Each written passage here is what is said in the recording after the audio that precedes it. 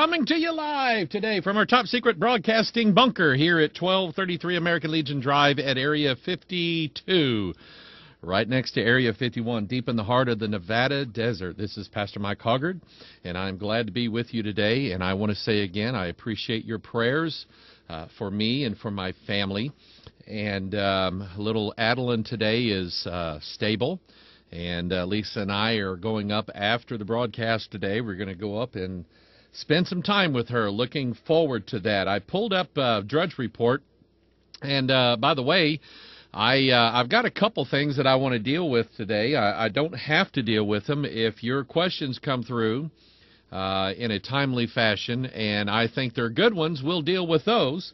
So kind of waiting there for you. Somebody wrote something the other day that I think I'm going to address. And I think it's interesting. And somebody called about 30 minutes before the broadcast started today, and they had a very, very interesting comment to make concerning the NIV. It's something that I was not aware of, but it's interesting. I have a note here, and we'll be dealing with that. And if we get time, I've got my pieces of paper, which is actually the script for next week's Watchman broadcast. I woke up at 5:30 this morning, which was quite pleasant because the night before I didn't get very much sleep at all. I was worried about Adeline. But anyway, I woke up this morning at 5:30 this morning, and I was making notes in my mind about a Watchman broadcast. I don't know when it's going to come out, about Dagon, the god of the Philistines, and that story there in 1 Samuel, 1 Samuel chapter 5, where the Ark of the Covenant's taken to Dagon. And there's some very, very interesting things there, and all that's going through my mind at 5:30. Now, I can tell you that that stuff goes through my mind not because I wake up very spiritual, okay? I don't, okay? I wake up just like everybody else does. I don't want to get up. And sometimes I get up in the house and move around a little bit, and I see my son, I see my wife. My wife has learned after 25 years, don't talk to me and don't expect much talking. It's not that I'm hateful or mean. It's just that I don't wake up very quickly.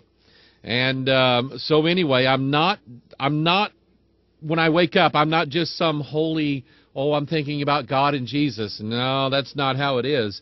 But there it was this morning, 5:30 in the morning, and there was Dagon right there. And I made some mental notes, and once I got it good and awake, I thought, you know what, if I don't write this down, I will forget it. And so I made some notes, and we'll hopefully put that together. I've got a whole list of videos that I want to make, things that I want to do, and it seems like I can never get to them. But anyway, we try very hard. I was on Drudge Report earlier, and nothing really earth-shattering going on in the world today, but something is interesting to me, and it's got me curious. Things. We try to look at what's going on in the world, and we try to see if it makes sense. Okay, and I know that none of us are the President of the United States. Of course, some people think that not even the President's the President of the United States, but that's another topic. I'm not the President. I'm not the Secretary of Defense. I'm not a five-star general sitting in the Pentagon. I'm not any of these things. I'm a guy from Arkansas, raised in Missouri, and I have a Bible. Okay, so that's really all I am. But some things you think, should make sense. Things that a president does, or things, that a congressional leader does, or the Supreme Court or whatever. Some things should make sense to somebody. And I used the illustration the other day about Iran and Iraq. And I use my little micro SD cards, and it just doesn't make sense to me that we don't have our guys in Iraq anymore. And then our president takes a multi-million-dollar defense contract And instead of giving it to an American company so American workers can work on it, because our economy's not good, he gives it to Brazil. Okay, we don't understand that. And then there was an article on Drudge Report, and I'm looking at it now, just the title of it, Obama plans to cut tens of thousands of ground troops. That doesn't make sense either. And then the big headline right now on Drudge Report says, I must go it alone. And the headline, it's from RealClearPolitics.com, says Obama is saying, I have an obligation as president to do what I can without Congress. And apparently what he's done, he's angered a lot of congressmen in what he's done. And here's what he's done. He had some kind of appointments to the labor board or something like that. And he's supposed to nominate the guys and then get congressional approval. That's how it works. It's the American form of government where you have checks and balances, okay? You have the president. We don't have a king. We have the president. We have the Congress. We have the Supreme Court. And all of them balance each other's powers. The president can do some things, but if the Congress doesn't like it, the Congress can say you can't do that. And so the president is supposed to nominate these guys, send their names to the Congress, and Congress is supposed to approve them, namely the Senate. I think it's the Senate that does that. The Senate is supposed to approve or disapprove these nominees. Well, he's wanting to put some guys on the labor board, and some Republicans in Congress don't like it, and so they were going to fight against it, and they were going to say, you know what, we're not going to go along with this. Well, we don't like these guys. We're not going to go along with it. So Obama waits until all of these congressmen are out on their holiday break, and then he says, you know what, I'm going to do it anyway. So he's appointed now people to an office that, according to law, he's not supposed to be able to do that. But that's what he does. So he's making Congress people mad. He's making some people at the Pentagon angry. He's got business leaders that are angry at him. And he's going to run again for president. Good luck. And I don't believe in luck, but it'll be, I don't know, it won't be luck if he gets reelected. I don't know what it'll be if he gets reelected. But that's what he's doing. And it just seems like in the last, what has he been president, 3 years, that he has deliberately gone out of his way to alienate himself from practically everybody that would have even given him a chance. He's gone out of his way to alienate them. It just doesn't make sense. That, now I'm an ideologue. This is why I can't be the president of the United States, okay? Or whatever. I'm an ideologue, which means that I have ideas and fixed things that I stick to, and I don't back down from them, and I don't change. And no amount of politics can make me do that. And so I wouldn't be good to run for president. But if you run for president, you have to learn, just like Bill Clinton learned. And I don't like Bill Clinton. I don't like Hillary. I don't like the whole lot. When Bill Clinton ran for president, he was going to go in and be the liberal super guy. And he gets in the office, and Dick Morris is his advisor and says, Mr. President, you'll only go one term if you do it this way. And so Dick Morris talked Bill Clinton into being a moderate. In other words, just kind of go along with both sides. And that's what he did. That's how Bill Clinton got through all the stuff that he went through. And so now we have a situation where we have Barack Obama, who is an ideologue, which, okay, I'm fine with that. He's got his ideas. He's not working well. He doesn't play well with others. I'll put it to you that way. He just does not play well with others. It's going to be an interesting year in politics in America. And politics in America tends to mean something. And so as watchmen on the wall, we will keep our eyes open. A guy calls the church office today about 30 minutes before the broadcast, and he talks to Gary. Sometimes I have time to talk to people, and sometimes I don't. And but Gary answered the phone. He talked to him a little bit, and he brought me a piece of paper. Very interesting.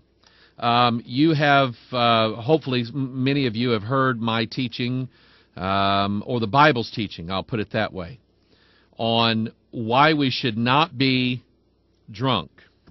I am going through in the book of Titus on Wednesday night. Had a good service last night, good lesson from the Lord. I give Him all the attributions. I don't take credit for it. I can't. I'm not allowed to. It wouldn't be right. So we had a good time, good study, good fellowship in the Lord. And in the book of Titus, chapter 2, there's instructions for the older men and older women on how to instruct the younger women and the younger men in the church. And it all has to do with their behavior. And I'll say this, that a vast majority of what's going on as far as church teaching is concerned doesn't have a whole lot to do with personal behavior. It's everything about how you can succeed, how you can find happiness, how you can be in bliss all the time, how you can have a lot of money, how you can do this and how you can do that. But very, very little of it has to do with biblical-based behavior. And in Titus chapter 2, the encouragement to Titus was to tell these people, the aged women likewise, that be in behavior as becometh holiness. There's that word, behavior. And in verse 4 it says that they may teach the young women to be sober. And then verse 6, young men likewise exhort to be sober-minded. You know what? I'm gonna go ahead and I'm gonna look at this here. I have right here next to me, and I know the Bible says, touch not the unclean thing, but I'll wash up when I'm done.